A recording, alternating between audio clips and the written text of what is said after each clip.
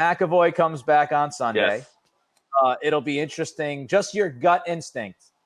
I know how I feel about this, but Chara on Sunday, do we see him out there? Do we see his minutes limited? What do you think? Man, I do think the 2 days helps. And these guys are crazy. These guys play through so many injuries. They're all dealing with them right now. So I think because Chara was able to, what do you end up with ice time here? He's closing in on 20 minutes of ice time, and he got hurt.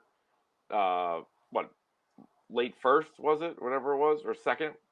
So he was able to come back in. He was able to play, and I think he does play on Sunday. That's my guess.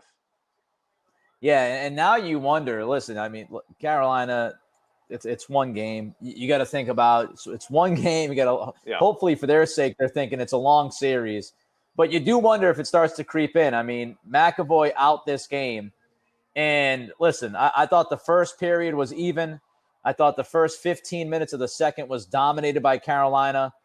And then they kind of became, unhinged. And, a couple of penalties early in this third period completely turned this game around.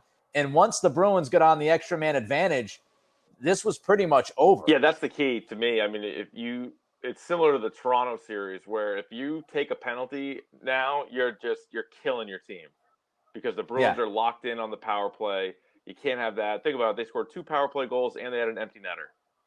You take those away, it's 2-2. Now, I know you're going to score power play goals and Carolina got a power play goal, but just those penalties are so dumb against this team. You're just screwing yourself. And now I know one of them probably wasn't even a penalty, but either way, with these NHL refs, you got to be ready for anything. You got to be able to kill those penalties off.